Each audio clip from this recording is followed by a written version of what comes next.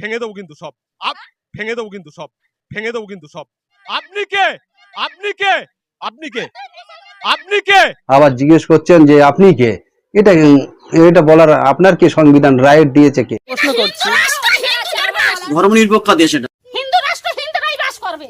এটা কি ওর বাপ 14 পুরুষের কথা যে নিজের থেকে বাড়িয়ে বাড়িয়ে এইসব কথাগুলো বলছে? এই যে কথাগুলো বলছেন ওই সংবিধান বিরোধী কথাবার্তায়, দেশদ্রোহী কথাবার্তায়, এগুলো বলার ওনার রাইট কে দিয়েছে? ওই মহিলা যিনি, উনি ভারত সম্বন্ধে তার কোনো জ্ঞান নেই, এক্ষুনি অ্যারেস্ট করার প্রয়োজন আছে। তারা মূলত বাংলাদেশের নাগরিক, এখানে এসে জবরদখল করে আছে। এখানে অনিয়মভাবে মদের ঠেক, জুয়ার ঠেক বসিয়েছে এবং চুরি করা বাইক তারা সাপ্লাই করে বলে স্থানীয় অভিযোগ করছে। একটি অপরাধের সঙ্গে জড়িত, আমরা তাদের বাড়ি যাচ্ছি। আর বাংলাদেশি হলেও আমি হিন্দু। কি আস তুমি এখানে কেন? সাংবাদিক তো অবশ্যই যাবে, সে তো ছুটে যাবে। তো আপনারা বাংলাদেশি বলে অভিযোগ আছে। আমি প্রশ্ন করছি, আমাদেরকে ক্যামেরা সরিয়ে দিচ্ছে, আপনারা ভালো করে দেখুন। এই বিশ্বনাথের স্ত্রী কিন্তু অভিযোগ করছে।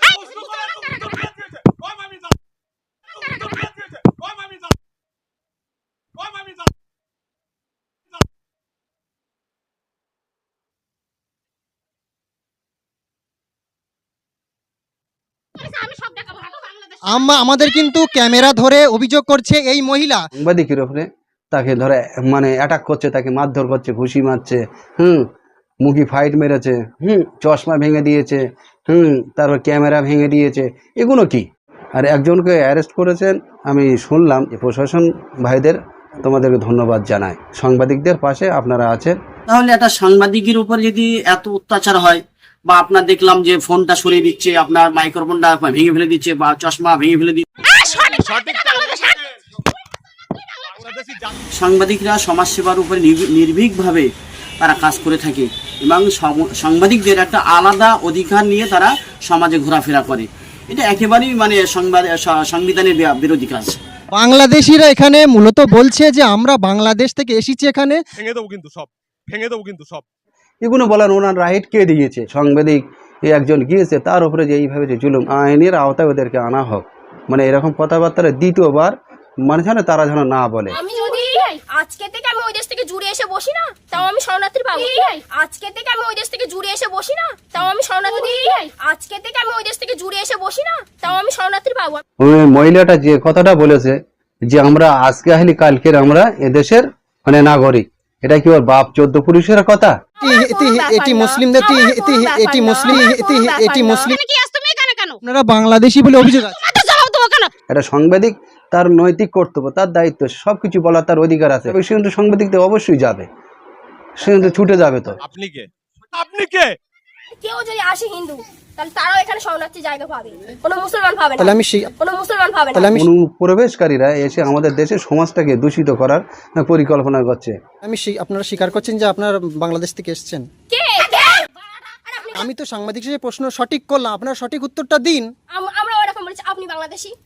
না, আপনি তো বলতে পারেন না। আমি সাংবাদিকের আমার প্রশ্ন করার অধিকার আছে। আমি এলিয়াঘাটা বাজারে এই সল্টলেকপাড়া আপনারা এসেছেন কত বছর? আর বাংলাদেশি হলেও আমি হিন্দু। এটা সাংবাদিক, তার নৈতিক কর্তব্য, তার দায়িত্ব, সবকিছু বলার তার অধিকার আছে, তার আইডি ফাইল সবকিছু জানার অধিকার তার আছে। এখানে এই যে বিশ্বনাথের স্ত্রী, আপনারা কি বাংলাদেশ থেকে এসেছেন বলে আপনাদের বিরুদ্ধে অভিযোগ আছে? কি মনে হয় তোমার? তারা বাংলাদেশ থেকে এসে কিন্তু অভিযোগ করছে যে বাংলাদেশি হলেও আমি হিন্দু। বাংলাদেশি হলেও আমি হিন্দু। বাংলাদেশি হলেও আমি হিন্দু। আজকে থেকে আসলেও আমি শরণার্থী পাবো। নির্বাচন কমিশনের কাছে মানে আবেদন করতে পারি বা আবেদন করি যে যারা প্রকৃতপক্ষে অনুপ্রবেশকারী তাদেরকে একেবারে চিহ্নিত করা হোক। যে কোনো ভাবে বাংলাদেশতে হোক বা অন্য জায়গাতে এসে যদি দাঁড়াতে পারি, সঙ্গে সঙ্গে আমরা এখানকার স্থায়ী হয়ে যাব। এটা বাজে কথা, কারণ হিন্দু হোক আর মুসলমান হোক, যারা অনুপ্রবেশকারী তারা অনুপ্রবেশকারী। আজকে থেকে আসলেও আমি শরণার্থী পাবো। আর আপনি মুসলমান। এটা কি ওর বাপ 14 পুরুষের কথা? বাংলাদেশিরা এখানে মূলত বলছে যে আমরা বাংলাদেশ থেকে এসেছি, এখানে তারা বলছে আমরা অবৈধভাবে প্রবেশ। তখন তারা আমাকে রীতিমতো ধাক্কাধাক্কি, আমার মোবাইল ক্যামেরা ভাঙচুর করে। পুলিশ যথারীতি কিন্তু আমাকে সাহায্য করেছে। এখানে অভিযান চালিয়ে কিন্তু যে আমাকে মেরেছিল তাকে কিন্তু অ্যারেস্ট করেছে। এখানে পুলিশকে আমি ধন্যবাদ দেবো, দেওঙ্গা থানার পুলিশকে আমি ধন্যবাদ দেবো। দেওঙ্গা থানা মূলত এই যে ভালো কাজটা করেছে, আমি বলবো যে সাংবাদিকদের পাশে দেওঙ্গা থানার পুলিশ কিন্তু আছে।